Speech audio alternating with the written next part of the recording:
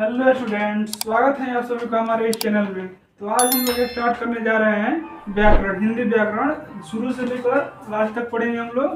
तो पहले शुरू करें हम लोग वर्ण। वर्ण किसे कहते हैं, व्याकरण का फर्स्ट है।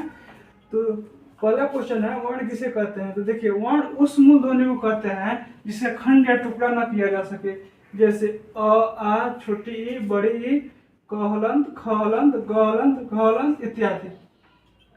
वर्ण को मतलब कितने प्रकार हैं, क्वेश्चन आएगा। तो वर्ण दो प्रकार के होते हैं, पहला है स्वर वर्ण, दूसरा है व्यंजन वर्ण। तो फिर क्वेश्चन दे देगा कि स्वर वर्ण किसे कहते हैं। देखिए, स्वर वर्ण जिस वर्ण का उच्चारण बिना किसी सहायता से हो उसे स्वर वर्ण कहते हैं। जैसे अ, आ, छोटी ई, बड़ी ई। उसके बाद है व्यंजन वर्ण। व्यंजन वर्ण किसे कहते हैं। तो व्यंजन वर्ण जिस वर्ण का उच्चारण स्वर के किसी सहायता से हो उसे व्यंजन वर्ण कहते हैं। जैसे क, ख, ग इत्यादि। तो ये स्वर वर्ण हो गया और व्यंजन वर्ण हो गया। तो आप लोग इसको नोट करिए, तब तक हम आगे देखते हैं। इसको पहले आप लोग नोट कर लीजिए।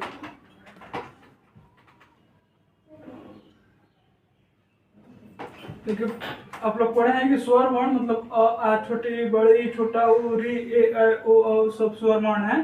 तो देखिए, इसका उच्चारण स्थान क्या है। जैसे कि अ, आ का उच्चारण स्थान कंठ होता है। आप लोग कंठ से बोलिएगा, अ कहिएगा तो कंठ से ही आप लोग कहिएगा, कंठ उच्चारण स्थान होगा। छोटी ई, बड़ी ई, छोटी ई, बड़ी ई का उच्चारण स्थान होता है तालु। आप लोग ट्राई कर सकते हैं। और छोटा ऊ, बड़ा ऊ का उच्चारण स्थान हो जाएगा ओष्ठ। बिना ओष्ठ के सहायता से आप छोटा ऊ और बड़ा ऊ नहीं बोल सकते हैं। और है री।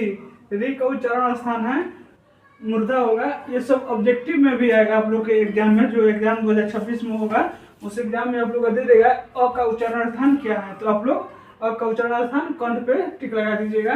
तो देखिए, छोटा ए और बड़ा ए, ऐ का उच्चारण स्थान क्या होगा। तो कंठ प्लस तालु के सहायता से हम लोग ए और ए बोलेंगे। इसको मतलब अ जोड़ ई करेंगे तो ए होगा।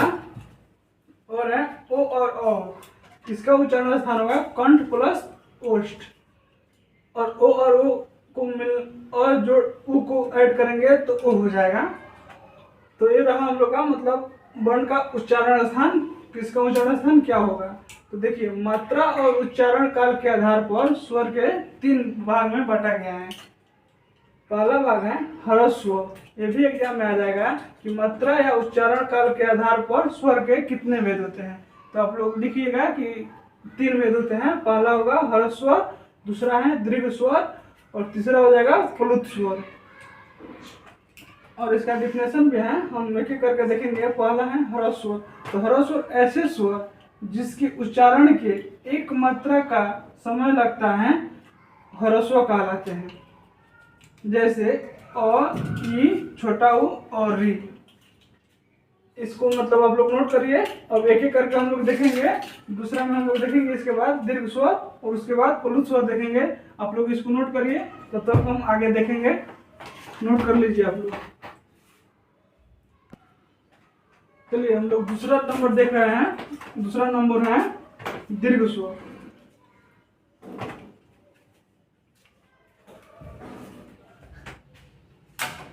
दीर्घ स्वर किसे कहते हैं।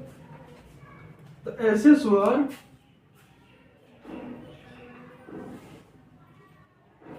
जिनके उच्चारण में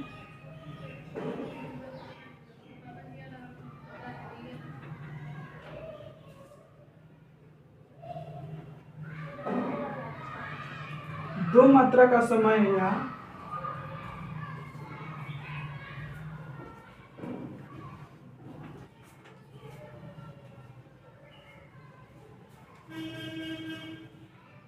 अधिक समय लगता है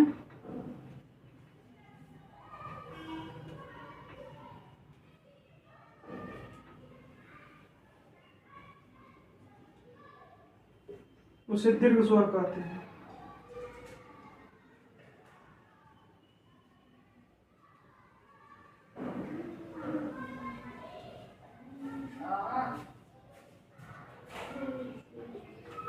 तो दीर्घ स्वर ऐसे स्वर जिनके उच्चारण में 2 मात्रा का समय या अधिक समय लगता है उसे दीर्घ स्वर कहते हैं। जैसे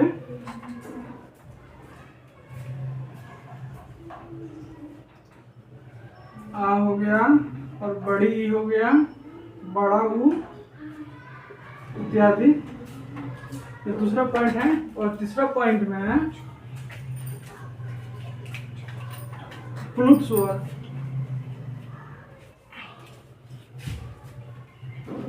प्लुत स्वर किसे कहते हैं, इसका भी डिफिनेशन आप लोग देख लीजिए। आप लोग इसको कॉपी में नोट कर लीजिएगा लोग। प्लुत स्वर ऐसे स्वर जिनके उच्चारण काल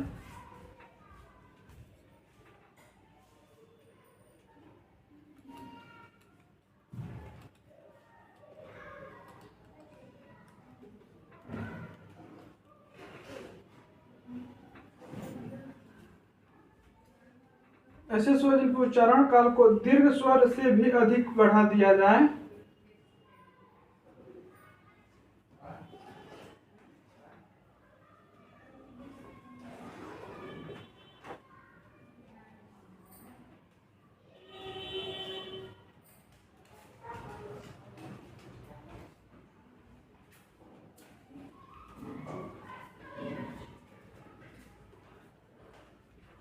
ऐसे स्वर जिनके उच्चारण काल को दीर्घ स्वर से अधिक बढ़ा दिया जाता है प्लुत स्वर कहलाते हैं।